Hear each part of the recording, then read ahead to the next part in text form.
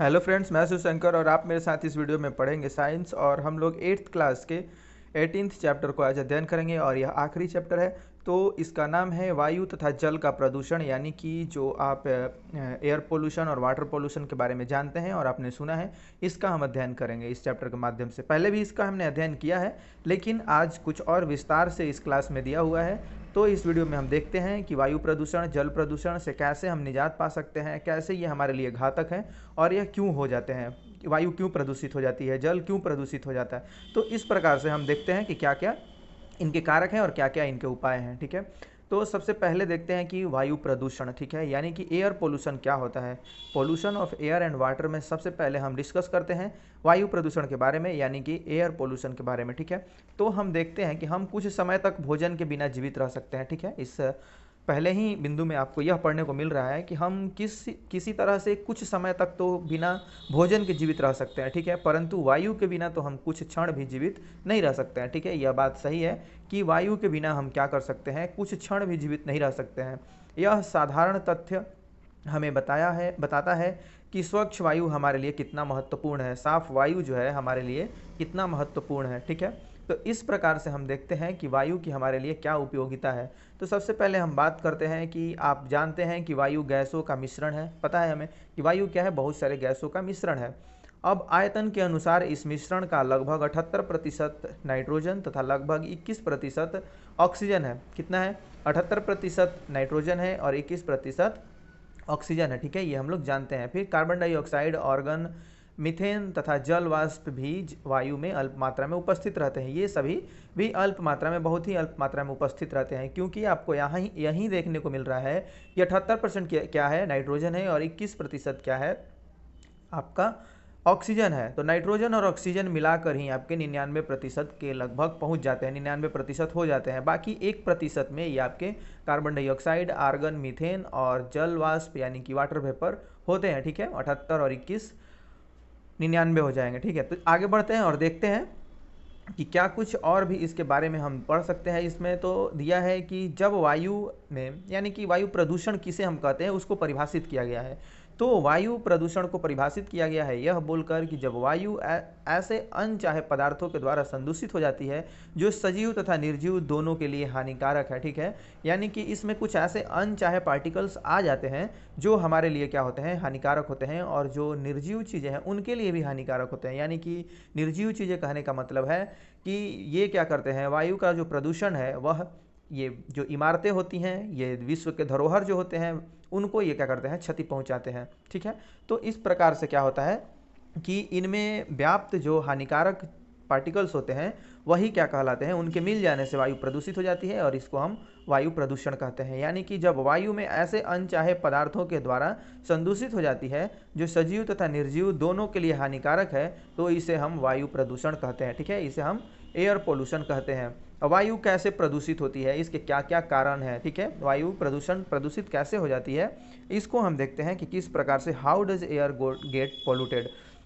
तो इसमें हम बात करते हैं कि जो पदार्थ वायु को संदूषित करते हैं उन्हें वायु प्रदूषक कहा जाता है। ठीक है, ये क्या करते हैं, वायु प्रदूषक कहलाते हैं। अब कभी कभी ये प्रदूषक जो होते हैं, हम देखते हैं कि कभी कभी ये प्रदूषक प्राकृतिक स्रोतों जैसे ज्वालामुखी का फटना, वनों में लगने वाली आग से उठा धुआं अथवा धूल द्वारा आ सकते हैं। ये कभी कभी तो नेचुरल होते हैं, लेकिन सबसे ज़्यादा जो प्रदूषण है वह होता है मानवीय क्रियाकलापों द्वारा और होता है वह फैक्ट्रियों के द्वारा। ठीक है, इस प्रकार से हम क्या देखते हैं कि मानवीय क्रियाकलापों के द्वारा भी वायु में प्रदूषक मिलते रहते हैं।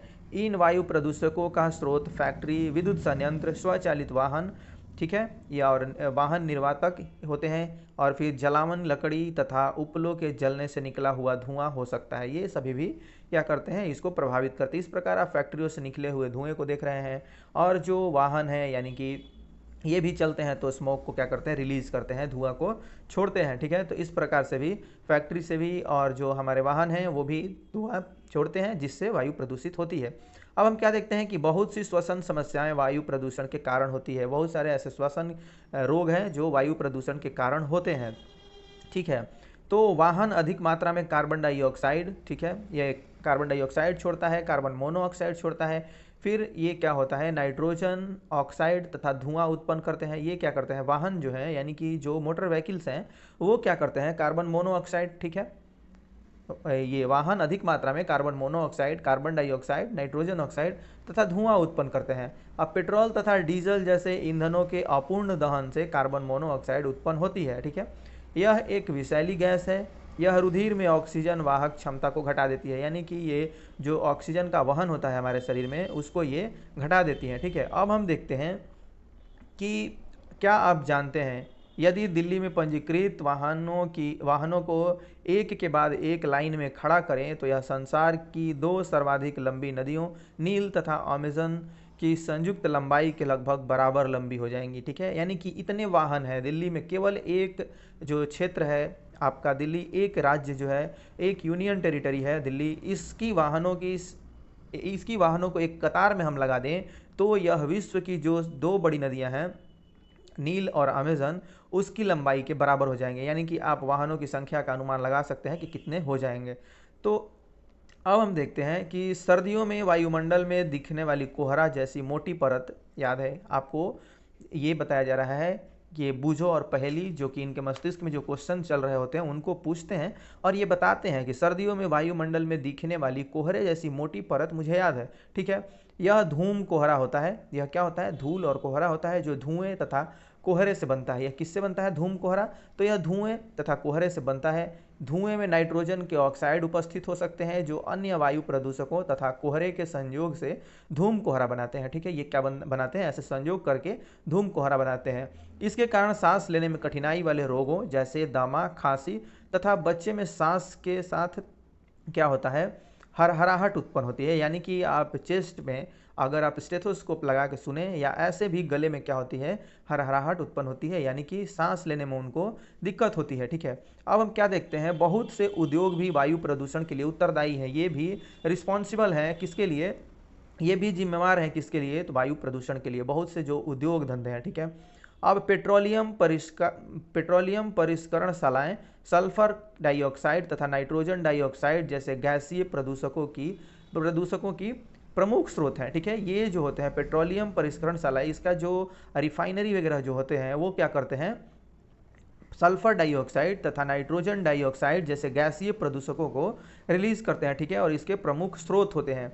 अब विद्युत संयंत्रों में कोयला जैसे ईंधन के दहन से सल्फर डाइऑक्साइड उत्पन्न होती है। क्या होती है, सल्फर डाइऑक्साइड इससे उत्पन्न होती है। यह फेफड़ों को अस्थायी रूप से क्षतिग्रस्त करने के साथ साथ श्वसन समस्याएं भी उत्पन्न कर सकती है। इस प्रकार से ये श्वसन समस्याओं को उत्पन्न करते हैं, ठीक है।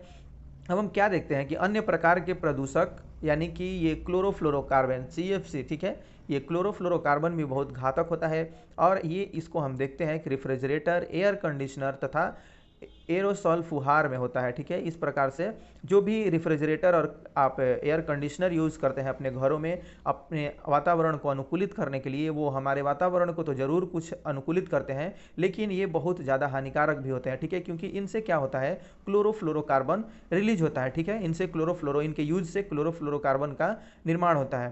तो अब हम देखते हैं कि क्लोरोफ्लोरोकार्बन के द्वारा, ठीक है, वायुमंडल की ओजोन परत क्षतिग्रस्त हो जाती है। ये सबसे घातक है, ठीक है। क्लोरोफ्लोरोकार्बन जो होता है बहुत ही खतरनाक एयर प्रदूषक है। यह क्या करता है, ओजोन परत को क्षतिग्रस्त कर देता है। अब याद कीजिए कि ओजोन परत सूर्य से आने वाली हानिकारक पराबैंगनी किरणों से हमें बचाती है। ये क्या करती है, इनसे हमें बचाती है, लेकिन इनको जब क्षतिग्रस्त ये कर देती हैं तो फिर इनसे हमारा बचना क्या हो जाता है, मुश्किल हो जाता है। और ये विशेष तौर पर उसी को हानि पहुंचाते हैं, यानी कि ओजोन लेयर को ही हानि पहुंचाते हैं। हम यहाँ क्या देखते हैं कि विशिष्ट अध्ययन ताजमहल, ठीक है, यानी कि यह केस स्टडी है द ताजमहल का। तो इसके बारे में हम देखते हैं कि पिछले 2 दशकों से अधिक समय से पर्यटकों को सर्वाधिक आकर्षित करने वाला भारत के आगरा शहर में स्थित ताजमहल चिंता का विषय बना हुआ है, ठीक है। यह भाई चिंता का विषय इसलिए बना हुआ है क्योंकि यह वायु प्रदूषण के कारण क्या हो रहा है, बदरंग हो रहा है।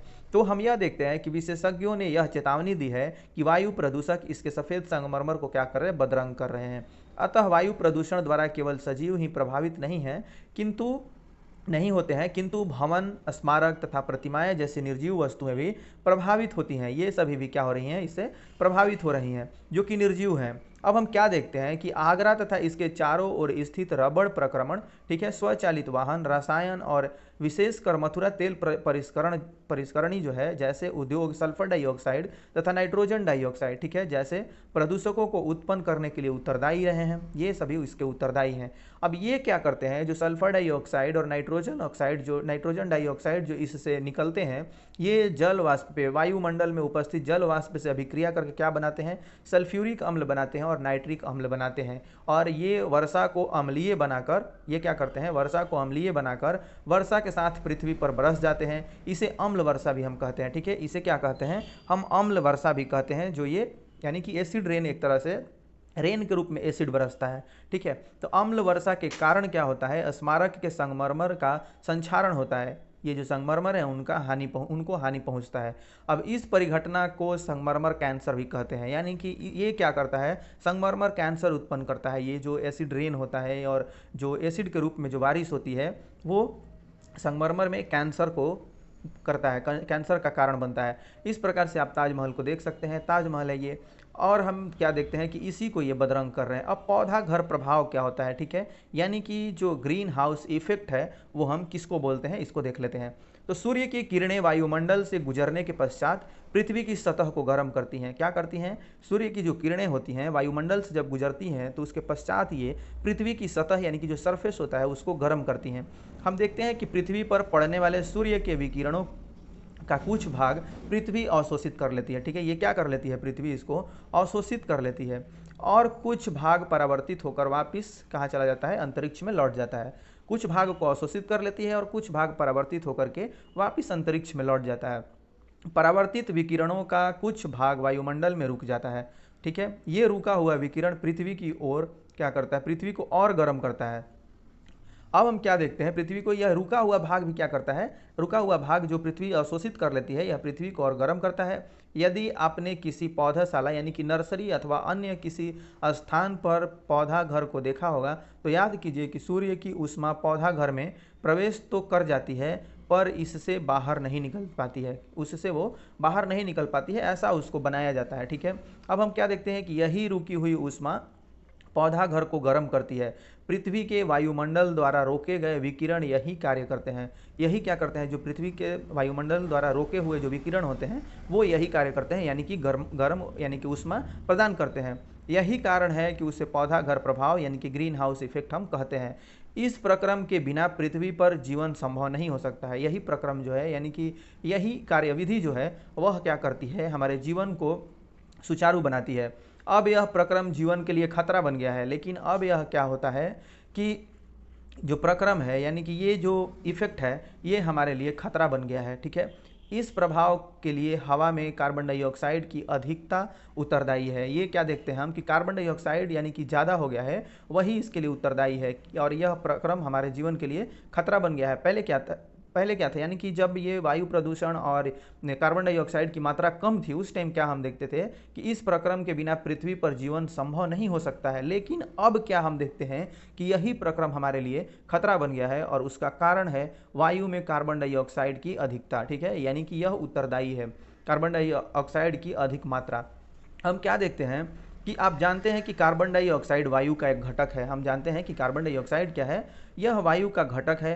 पौधों के लिए कार्बन डाइऑक्साइड की भूमिका का भी आप अध्ययन कर चुके हैं, ठीक है। हम लोग इसका अध्ययन कर चुके हैं कि कार्बन डाइऑक्साइड कितना पौधों के लिए क्या होता है, महत्वपूर्ण होता है। परंतु यदि वायु में कार्बन डाइऑक्साइड की अधिकता हो तो यह प्रदूषक की भांति कार्य करती है। कार्बन डाइऑक्साइड यानी कि ज़्यादा है तो यह प्रदूषक की भांति कार्य करती है।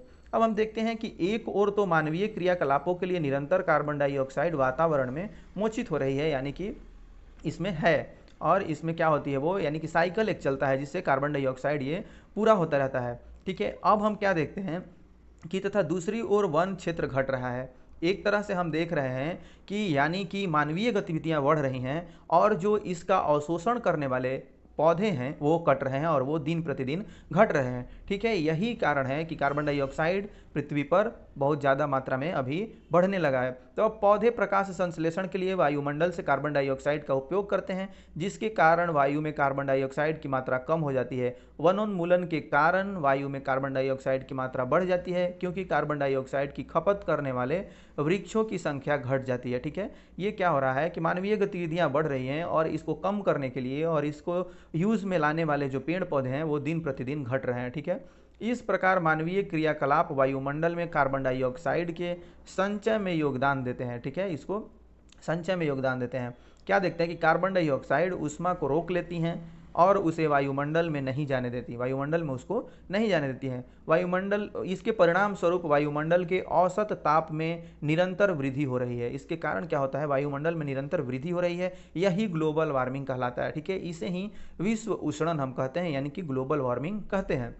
अब हम क्या देखते हैं कि मीथेन, नाइट्रस ऑक्साइड तथा जल वाष्प जैसी अन्य गैसें भी इस प्रभाव में योगदान करती हैं। ये जो प्रभाव होता है उसमें योगदान करती हैं। अब हम क्या देखते हैं कि कार्बन डाइऑक्साइड की भांति इन्हें भी पौधा घर गैस कहते हैं। ये जो मीथेन है, नाइट्रस ऑक्साइड है तथा जल वाष्प जैसे अन्य गैसें जो हैं, इसके प्रभाव को क्या करते हैं, इसके प्रभाव में योगदान करती हैं। और कार्बन डाइऑक्साइड की भांति इन्हें भी हम क्या कहते हैं, ग्रीन हाउस इफेक्ट कहते हैं, ग्रीन हाउस गैस कहते हैं। ठीक है, तो अब हम क्या देखते हैं कि विश्व उष्णन एक गंभीर संकट, ठीक है, ये जो ग्लोबल वार्मिंग है कैसे हमारे लिए क्या है, पूरा गंभीर समस्या है। तो इसको हम देख लेते हैं। विश्व उष्णन के कारण समुद्र तल में एक आश्चर्यजनक वृद्धि हो सकती है। बहुत सारे ऐसे क्या हैं, वैश्विक राजधानियां जो हैं, बहुत सारे देशों की जो राजधानियां जो हैं वो शिफ्ट हो रही हैं। ठीक है, आप इसका एक ताज़ा उदाहरण इंडोनेशिया की राजधानी जकार्ता के रूप में देख रहे हैं। इंडोनेशिया क्या है, एक द्वीपों का समूह है और समुद्र का जो वाटर लेवल है, ठीक है, ये समुद्र का जो जल स्तर है वह क्या हो रहा है, एक आश्चर्यजनक रूप से वृद्धि कर रहा है, बढ़ रहा है। और ऐसा अनुमान लगाया जा रहा है कि कुछ ऐसे यानी कि द्वीप हैं जो बिल्कुल क्या होंगे, कुछ दिनों के बाद पानी में समा जाएंगे, यानी कि समंदर में समा जाएंगे। उसको देखते हुए इन सभी राजधानियों को क्या किया जा रहा है, शिफ्ट किया जा रहा है कहीं और, यानी कि सुरक्षित जो और द्वीप हैं, यानी कि जो कुछ ऊंचाई पे हैं वहाँ पर शिफ्ट हो रहे हैं। ठीक है, तो इस प्रकार से इसके उदाहरण आप देख सकते हैं। कई स्थानों पर तटीय प्रदेश जलमग्न हो चुके हैं। ठीक है, अब विश्व उष्णन के विस्तृत प्रभाव वर्षा प्रतिरूप कृषि, ठीक है, वर्षा प्रतिरूप कृषि, वन, पौधे तथा जंतुओं पर हो सकते हैं। इन सभी पे ये हो सकते हैं। ऐसे क्षेत्रों में जो विश्व उष्णन से आशंकित हैं, रहने वाले अधिकांश व्यक्ति एशिया में हैं। ठीक है, अब हाल ही में प्राप्त मौसम परिवर्तन की रिपोर्ट के अनुसार पौधा घर गैसों को वर्तमान स्तर तक रखने के लिए हमारे पास सीमित समय है। हमारे पास क्या है, एक टाइम बॉन्ड है, अन्यथा शताब्दी के अंत तक 2 डिग्री सेंटीग्रेड क्या होता है, तक तापमान में वृद्धि हो सकती है, जो संकटकारी स्तर है। क्या है, यह संकटकारी स्तर है। ये 2 डिग्री बढ़ने का कारण है कि बर्फ, यानी कि जो बर्फ है वो क्या होंगे, बहुत ज़्यादा मात्रा में पिघलेंगे। ठीक है, अब ये सभी क्या है कि आप इस तरीके से देख सकते हैं कि ग्लोबल वार्मिंग के क्या क्या कारण हैं। ठीक है, यानी कि जो विश्व उष्णन है उसके क्या क्या कारण हो सकते हैं। अब हम देखते हैं कि क्या किया जा सकता है, हम क्या कुछ कर सकते हैं इसके लिए। ठीक है, यानी कि व्हाट कैन बी डन, किस तरीके से हम इसके लिए क्या उपाय कर सकते हैं।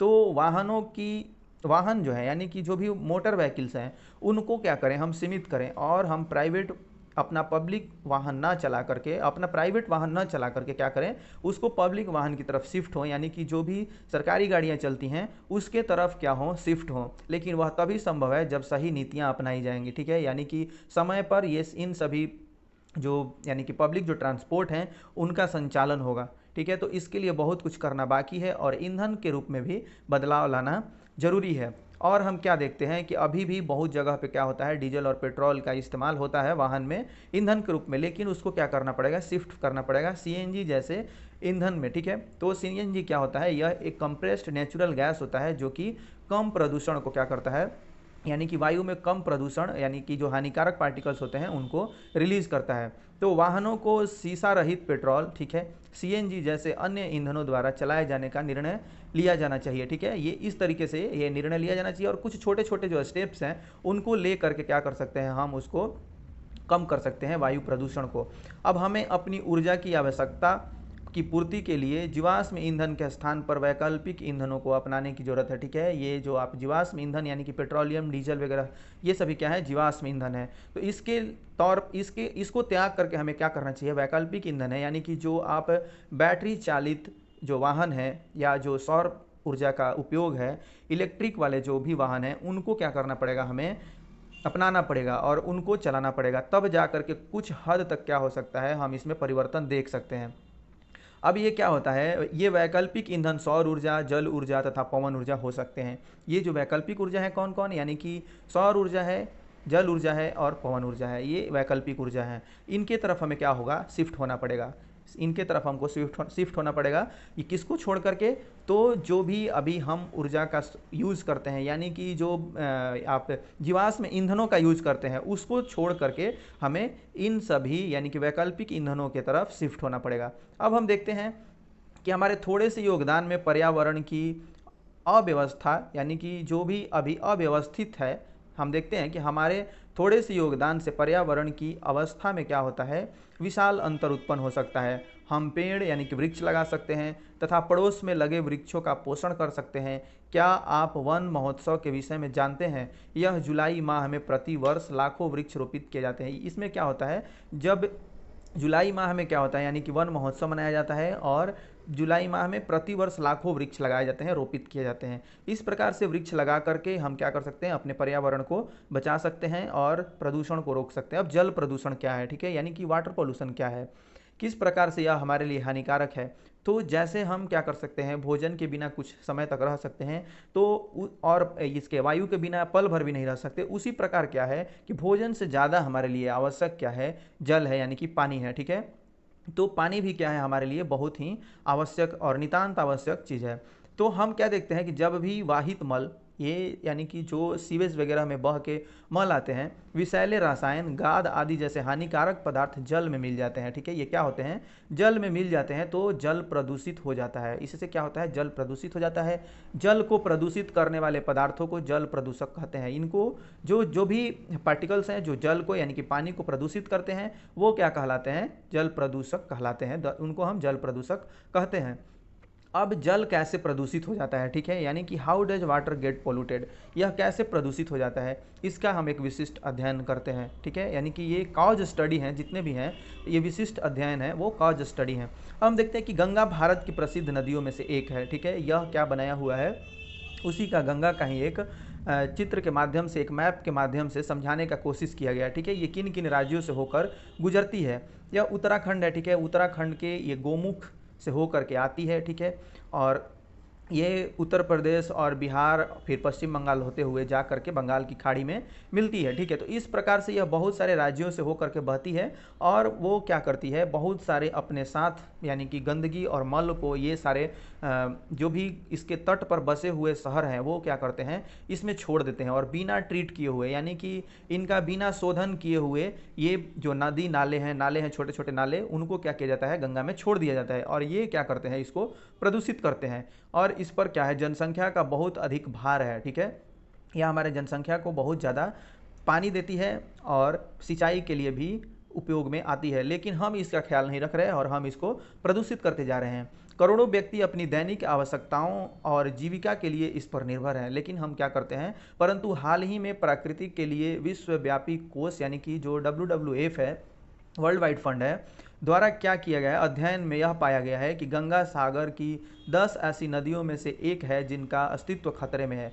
ये क्या है कि इसका एक अध्ययन किया गया है और उस अध्ययन में बताया गया है कि इसका अस्तित्व ही खतरे में है। ठीक है, यानी कि अब हम इसे नहीं बचाएंगे तो ये मृत हो जाएगी। ये यानी कि केवल प्रदूषक पदार्थों की ही एक नदी नाले के रूप में बनी रह जाएगी और इसमें जो मूल यानी कि जो गोमुख और गंगोत्री से जो पानी आते हैं और वो हिमानी के, वो नहीं रह जाएंगे, वो इसमें रह ही नहीं जाएंगे। ठीक है, तो इस प्रकार से यह मृत हो जाएगी। इतने प्रदूषक स्तर तक पहुंचने का कारण यह है कि जिन शहरों एवं बस्तियों से होकर यह नदी प्रवाहित हो रही है, वहाँ के निवासी अत्यधिक मात्रा में कूड़ा करकट, अनुपचारित वाहित मल, मृत जीव तथा अन्य बहुत से हानिकारक पदार्थ सीधे ही इस नदी में फेंक रहे हैं, इस नदी में डाल रहे हैं। ठीक है, ये सभी क्या है, इसके प्रदूषण के कारण है।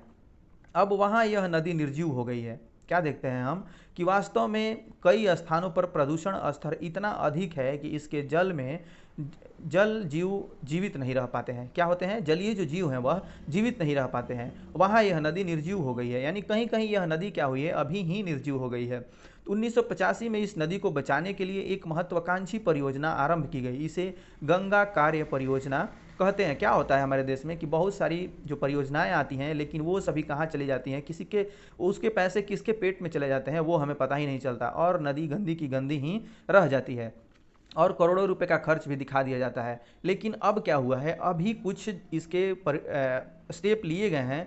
तो क्या हुआ है, कुछ हद तक इसके जो जल हैं वो साफ़ हुए हैं, इसका पानी जो है कुछ हद तक साफ़ हुआ है। तो अब हम देखते हैं कि ये देख रहे हैं कि भारत सरकार ने 2016 में एक अन्य प्रस्ताव का शुभारंभ किया, जिसे स्वच्छ गंगा भारत मिशन के नाम से जाना जाता है, और इस मिशन के अंतर्गत कार्य प्रगति पर है। यानी कि अब कुछ कार्य इसको लेकर के किए जा रहे हैं। आप देख सकते हैं ये गंगा नदी का प्रदूषित जो फैलाव है, कितने इसमें प्रदूषक हैं, और कहीं कहीं तो ऐसे ऐसे जगह हैं जहाँ पे आप इसमें मतलब स्नान करना तो क्या, इसके आसपास से होना भी, गुजरना भी आप नहीं चाहेंगे, इतना प्रदूषण है वहाँ, और इतने क्या है गंदे पदार्थ वहाँ पे डाले गए हैं। अब कानपुर में नदी में जल की मात्रा अपेक्षाकृत कम है तथा नदी का प्रवाह भी अति धीमा है। ठीक है, अब यहाँ पे कानपुर की बात हो रही है। इसके साथ ही यह उत्तर प्रदेश का क्या है, एक प्रमुख शहर है कानपुर, वहाँ से होकर भी गंगा गुजरती है। इसके साथ ही कानपुर में 5,000 से अधिक औद्योगिक इकाइयाँ हैं। इस यहाँ पे क्या है, बहुत सारे इंडस्ट्रियल यूनिट हैं। अब इनमें उर्वरक, अपमार्जक, चर्म तथा पेंट की फैक्ट्रियां सम्मिलित हैं। ये औद्योगिक इकाइयां क्या करती हैं, विषाक्त रासायनिक अपशिष्टों का नदी में विसर्जन करती हैं, बिना ट्रीट किए हुए, बिना उनका अवशोषण किए हुए, बिना उपचार किए हुए ये क्या करती हैं, इसको उसमें विसर्जित कर देती हैं। अब उपयुक्त तथ्यों के आधार पर सोचिए तथा नीचे दिए गए प्रश्नों को उत्तर दीजिए। नदी के जल के प्रदूषण के लिए उत्तरदायी कारक क्या है?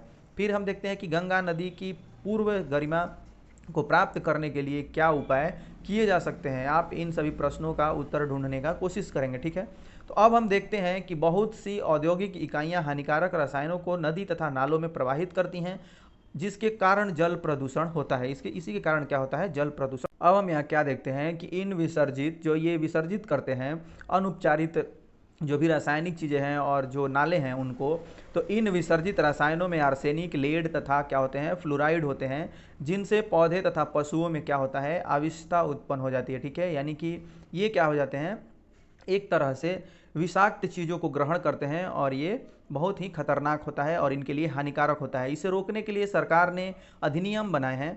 इनके अनुसार क्या होता है, उद्योगों को अपने यहाँ उत्पन्न अपशिष्टों को जल में प्रवाहित करने से पूर्व उपचारित करना होता है, यानी कि इनको ट्रीट करना होता है। परंतु प्रायः इन नियमों का पालन नहीं किया जाता है। ठीक है, ये नियम का पालन नहीं करते और डायरेक्ट इसको बहा देते हैं गंगा में और उसमें छोड़ देते हैं। अशुद्ध जल से मृदा भी प्रवाहित होती है। ठीक है, मृदा भी यानी कि मिट्टी भी प्रवाहित होती है, जिसके कारण उसकी अम्लीयता तथा कृमियों की वृद्धि में परिवर्तन हो जाता है। यानी कि जो कृमि होते हैं, ऊपरी जो हमारा स्तर होता है, ह्यूमस क्या होते हैं, इसके खत्म हो जाते हैं। अब हम देखते हैं कि ये भूमि जो है उसको क्या करते हैं, रिस कर भौम जल को भी प्रदूषित कर देते हैं। यानी कि जो हमारा ग्राउंड वाटर है उसको भी ये प्रदूषित कर देते हैं भूमि में रिस करके। यानी कि जो ऊपर से पानी होता है नदियों का या बारिश का, वही हमें क्या मिलता है, भौम जल के रूप में प्राप्त होता है, और उसको सोख करके क्या करती है भूमि, अपने पास हमारे लिए स्टोर करके रखती है। अब क्या आप जानते हैं, गर्म जल भी एक प्रदूषक हो सकता है। क्या होता है, गर्म जल भी एक प्रदूषक हो सकता है। यह जल प्रायः विद्युत संयंत्रों तथा उद्योगों से आता है। यह कहाँ से आता है, विद्युत संयंत्र से आता है और उद्योग से आता है, यानी कि इंडस्ट्री से आता है। इसे नदियों में बहाया जाता है, इसे भी नदी में बहाया जाता है। यह जलाशयों के ताप में वृद्धि कर देता है। यह क्या करता है, तो जलाशय जो होते हैं उनके ताप में, टेम्परेचर में वृद्धि कर देता है, जिससे उसमें रहने वाले पेड़ पौधे व जीव जंतु पर प्रतिकूल प्रभाव पड़ता है, यानी कि वह अनुकूल नहीं होता है। इसलिए क्या होता है, ये जो गर्म जल होता है या विद्युत संयंत्रों से जो रिलीज होता है और उद्योगों से जो रिलीज होता है, वो क्या होता है, हानिकारक होता है। अब पेयजल क्या होता है तथा जल को कैसे शुद्ध किया जा सकता है। पेयजल क्या होता है तथा कैसे क्या किया जाता है, जल को शुद्ध किया जाता है, इसको हम देखते हैं। ठीक है, यानी कि जो भी आप पानी पीते हैं, ठीक है, वो क्या होता है, पीने योग्य जो पानी होता है वो क्या होता है, पेयजल होता है, जिसमें कोई प्रदूषक नहीं होता है, वह क्या होता है, पेयजल होता है। ठीक है, what is portable water and how is water purified. ठीक है, यानी कि कैसे इसको हम प्यूरिफाई कर सकते हैं। तो हम देखते हैं कि किस प्रकार से हम पानी को प्यूरिफाई कर सकते हैं। तो पीने के लिए उपयुक्त जल को हम क्या कहते हैं, पेयजल कहते हैं, यानी कि इनमें कोई प्रदूषक नहीं होते हैं। अब देखते हैं कि क्या आप जानते हैं संसार की 25% जनसंख्या को निरापद पेयजल नहीं मिलता, यानी कि पीने योग्य पानी क्या है 25% जनता को नहीं मिल पाता है, 25% जो जनसंख्या है उसको नहीं मिल पाता है। अब हम यहाँ देखते हैं कि आप यह देख ही चुके हैं कि जल को कैसे फिल्टर करते हैं।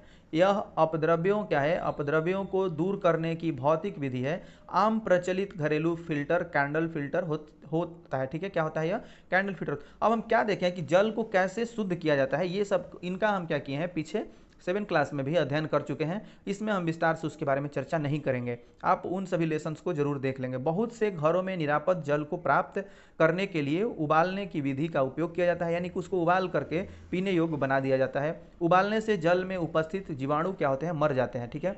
अब जल को शुद्ध करने की सामान्य रासायनिक विधि क्लोरीनीकरण है। यह जल में क्लोरीन की गोलियां तथा विरंजक चूर्ण मिलाकर के किया जाता है। अमूमन क्या होता है, कुओं में डाल दिया जाता है, या जो पानी की टंकी होती है उसमें लोग डाल देते हैं, ठीक है। हमें सावधान रहना चाहिए। अब इसको क्लोरीन की गोली डालने से पहले हमें क्या करनी चाहिए, कुछ सावधानियों को बरतनी चाहिए, ठीक है। हमें क्लोरीन की गोलियों को निर्दिष्ट मात्रा से अधिक नहीं डालना चाहिए, यानी कि आप ज़्यादा इसमें नहीं डाल सकते हैं। अब क्या किया जा सकता है, ठीक है, यानी कि व्हाट कैन बी डन, हम क्या कर सकते हैं इसके लिए। अब देखते हैं कि औद्योगिक इकाइयों के लिए बनाए गए नियमों को सख्ती से लागू किया जाना चाहिए। क्या करना चाहिए, जो औद्योगिक इकाई हैं उनके लिए जो नियम बनाए गए हैं उनको क्या करना चाहिए, सख्ती से लागू करना चाहिए उस कानून को। और उसमें जो बहा रहे हैं ये लोग, अनौपचारिक जो जल बहा रहे हैं, अनौपचारिक जो ये कूड़ा करकट इसमें बहाते हैं, उस पर रोक लगानी चाहिए, ठीक है। अब सभी औद्योगिक क्षेत्रों में जल उपचार संयंत्र स्थापित किए जाने चाहिए। जो भी इंडस्ट्री हैं उनमें जल उपचार संयंत्र स्थापित किया जाना चाहिए। व्यक्तिगत स्तर पर हमें निष्ठापूर्वक जल की बचत करनी चाहिए और उसे बेकार नहीं करना चाहिए। कम उपयोग यानी कि रिड्यूस, ठीक है, इसका क्या है, कम उपयोग, पुनः उपयोग यानी कि रीयूज, पुनः चक्रण यानी कि रिसाइकल, पुनः प्राप्त करना यानी कि रिकवर, और उपयोग न करना यानी कि क्या है, रिफ्यूज द्वारा हमारा ये क्या होना चाहिए, मूल मंत्र होना चाहिए। यानी कि हम क्या देखते हैं, आप 1 2 3 4 एंड 5, ये 5R को हमें फॉलो करना चाहिए, ठीक है। तो जल के पुनः उपयोग, हम देखते हैं कि जल के पुनः उपयोग संबंधी नए नए विचारों के बारे में हम क्या होना चाहिए, सोच सकते हैं। उदाहरण के लिए सब्जियों को धोने के लिए इस्तेमाल जल का उपयोग पौधों की सिंचाई में की जा सकती है, पौधों की सिंचाई में इनको किया जा सकता है। तो इस प्रकार से हमें क्या करना चाहिए, नए नए चीज़ों को सोचना चाहिए, इनको इनके ऊपर विचार करना चाहिए और पानी को बचाना चाहिए। इस प्रकार से आप क्या देख रहे हैं, यह क्या है, तो जल उपचार संयंत्र है, ठीक है। यह क्या है, जल उपचार संयंत्र है। क्या आप जानते हैं जब आप नल को खुला छोड़कर अपने दांतों में ब्रश करते हैं तो कई लीटर जल व्यर्थ हो जाता है। अब जिस नल से प्रति सेकंड 1 बूंद जल टपकता है, उस नल से 1 वर्ष में कई हजार लीटर जल नष्ट हो जाता है। इसके बारे में सोचिए, यानी कि आप यह देख सकते हैं कि बहुत सारे पानी क्या है ऐसे ही बर्बाद हो जाते हैं जो हमारे लापरवाही के कारण होते हैं। तो अब हम देखते हैं कि इस पूरे लेसन का सारांश क्या है, ठीक है। तो वायु प्रदूषण, अपद्रव्यों द्वारा वायु का ऐसा प्रदूषण है जिसका हानिकर प्रभाव यानी कि जो हार्मफुल जो इफेक्ट है सजीव एवं निर्जीव दोनों पर हो सकता है, दोनों पर ये हो सकता है। अब प्रदूषक में वे पदार्थ हैं जो वायु तथा जल को संदूषित करते हैं, यानी कि प्रदूषित करते हैं। हम क्या देखते हैं कि carbon monoxide, nitrogen oxide, carbon dioxide, methane तथा सल्फर डाइऑक्साइड वायु के प्रमुख प्रदूषक हैं। ये सभी क्या है, वायु के प्रमुख प्रदूषक हैं। अब कार्बन डाइऑक्साइड जैसी पौधा घर क्या होता है, गैसों के बढ़ने स्तर से विश्व उष्णन हो रहा है। ये क्या होता है, कार्बन डाइऑक्साइड जैसे जो गैस हैं, इन पौधा घर गैस इनको हम बोलते हैं, इनका स्तर बढ़ने से यानी कि ग्लोबल वार्मिंग के लिए ये लोग उत्तरदायी हैं। हम क्या देखते हैं कि जल प्रदूषण जीवन के लिए हानिकारक पदार्थों द्वारा जल का संदूषण है। देखते हैं वाहित मल, कृषि रसायन तथा औद्योगिक अपशिष्ट कुछ प्रमुख जल संदूषक हैं। स्वच्छ तथा पीने योग्य जल को पेयजल हम कहते हैं। जल एक अनमोल प्राकृतिक संसाधन है, हमें इसके संरक्षण के लिए उपाय सीखने चाहिए, यानी कि क्या करना चाहिए, भांति भांति के उपाय को ढूंढना चाहिए, तरह तरह के उपाय को ढूंढना चाहिए कि कैसे हम उसको संदूषित होने से बचा सकते हैं, कैसे हम उसको बेकार होने से बचा सकते हैं और कैसे उसका हम पुनः उपयोग कर सकते हैं। ऐसे नए तरीके ढूंढने चाहिए। तो आपने बहुत ही बारीकी से और बहुत ही एकाग्रता से इस पूरे लेसन को देखा, इस पूरे वीडियो को देखा, सुना और समझा। आपका बहुत बहुत धन्यवाद। Thanks for watching this video. मिलते हैं नेक्स्ट वीडियो में।